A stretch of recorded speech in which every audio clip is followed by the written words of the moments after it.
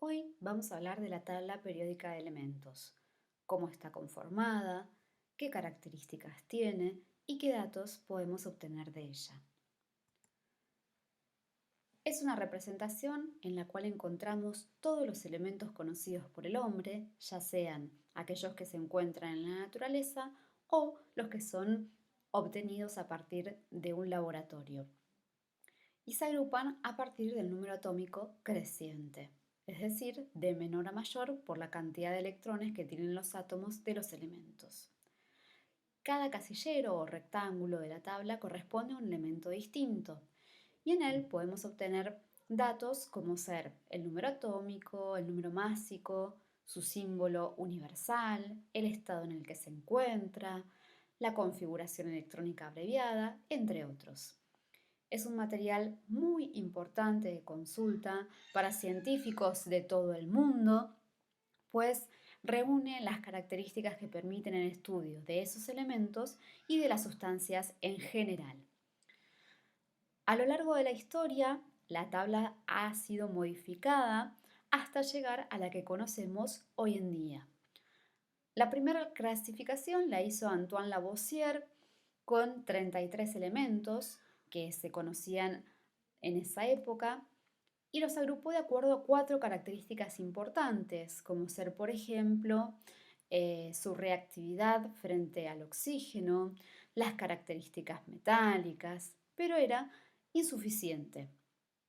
Luego, Dobreiner hizo una clasificación por tríadas, es decir, agrupaba los elementos de A3 de acuerdo a características observables, lo cual también resultó acotado, hasta que se llega alrededor del año 1869, cuando Dmitri Mendeleev logra ordenar ya mayor cantidad de elementos, alrededor de 63, en función del número másico creciente y respetando propiedades físicas y químicas que tenían tales elementos. La tabla moderna es la que utilizamos actualmente, se basa en la ley de Henry Moseley. Este tuvo en cuenta la agrupación inicial establecida por Mendeleev, pero llegó a la conclusión que los elementos debían agruparse considerando el número atómico creciente. La tabla que conocemos hoy en día entonces tiene mayor cantidad de elementos respecto de las originales. Se diferencia también en que esos elementos priorizan el número atómico creciente y no el número másico creciente como era el ordenamiento anterior. Está dividida en 18 columnas o grupos y 7 filas o renglones, a las que llamamos períodos. Los períodos van cambiando de acuerdo a las características de los elementos y existen 2 tipos de tablas, de acuerdo a su presentación, que son las tablas cortas y las tablas largas o extendidas. Las tablas cortas son las que más se emplean porque los elementos de transición interna, que son los que aparecen aquí debajo, están separados del resto del cuerpo de la tabla. Esta facilita la lectura y también la impresión de la tabla. Mientras que las tablas largas tienen a los elementos de transición interna incluida en su parte central. Entonces, esto hace que sean mucho más largas y a veces se dificulta su interpretación o lectura. Como decíamos, encontramos grupos o columnas divididos en 18. Se anotan aquí arriba 1, 2, 3, hasta llegar al 18. Y a su vez hay 7 filas o períodos que se perciben en forma horizontal. El período 6 continúa acá con el lantano y su grupo y el período 7 continúa aquí comenzando por el actinio. Podemos hablar de 2 tipos de elementos importantes que son los elementos representativos, aquellos en los cuales el número de grupo tradicional o número romano va acompañado por la letra A. Son 8 grupos de elementos representativos y tenemos al 1, al 2, 3, 4, 5, 6, 7 y 8. El resto, que sería todo el centro de la tabla y esta parte extraída, son elementos no representativos. Se señalan con el número romano y con la letra B. Específicamente son del grupo 3 al 12. ¿Cuál es la diferencia entre uno y otro?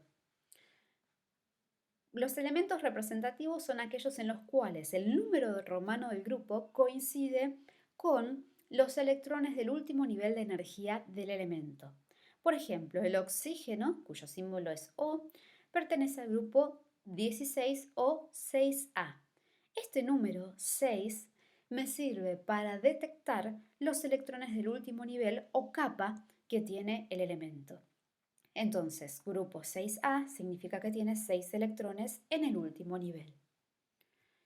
Mientras que el período, para todos los elementos, sean representativos o no, me indica la cantidad de niveles de energía que tiene ese elemento o la cantidad de capas que tiene en el diagrama atómico. Si hablamos del oxígeno, que lo tenemos acá, pertenece al período 2. Por lo tanto, en ese diagrama atómico va a tener 2 capas o niveles energéticos.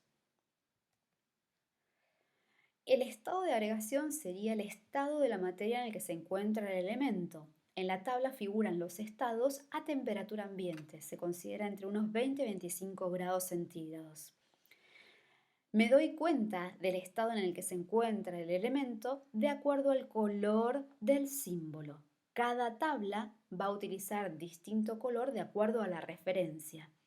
Pero siempre sabemos que, por ejemplo, el galio es líquido, que el oro es sólido y que el helio es gaseoso a temperatura ambiente.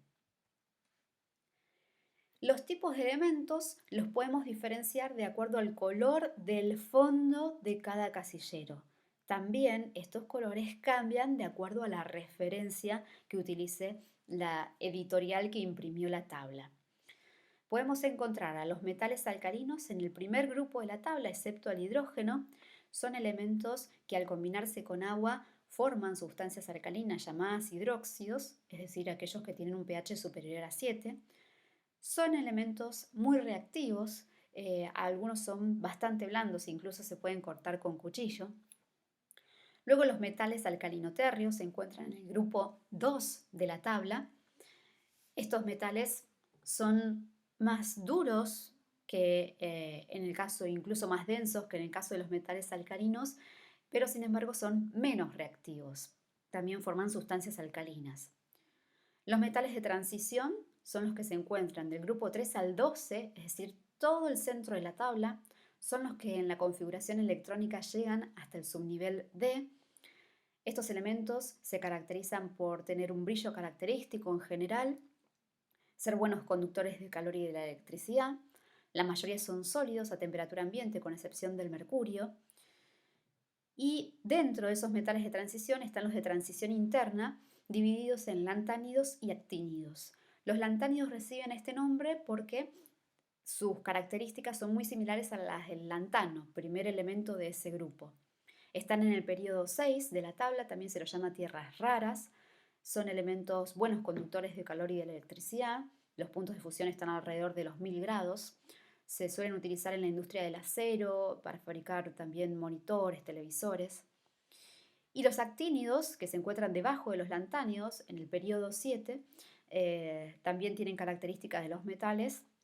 Son elementos radioactivos y a partir del elemento 95, que es el americio, se trata de elementos artificiales, es decir, aquellos que fueron obtenidos por el hombre a partir, por ejemplo, de reacciones nucleares controladas en un laboratorio. Los metales pobres vienen después de los metales de transición, es decir, en la tabla forman una especie de triángulo entre los metales de transición y los metaloides. Tienen características de los metales, por supuesto, pero menos acentuadas. Los metaloides forman una diagonal muy característica en la tabla periódica en la parte derecha, separando los metales del lado izquierdo de los no metales del lado derecho, y tienen propiedades de ambos de acuerdo a las temperaturas a las que se sometan. Los metaloides comienzan con el elemento boro y hacia abajo podemos observar entonces esa diagonal que los representa.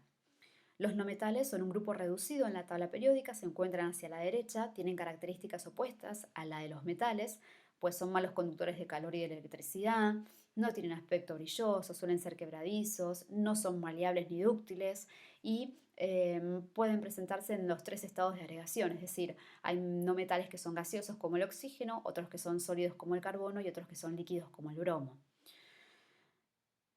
Y los gases nobles o inertes podrían llegar a considerarse no metales también, de hecho son no metales, pero forman un grupo especial.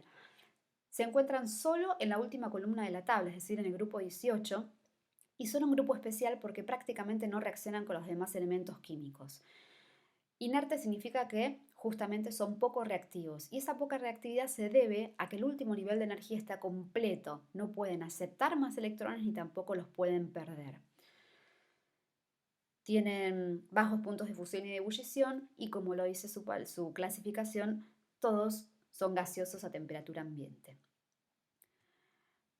En lugar de la clasificación anterior, podríamos dividir directamente todos los tipos de metales, es decir, alcalinos, alcalinoterrios de transición o de transición interna, como metales.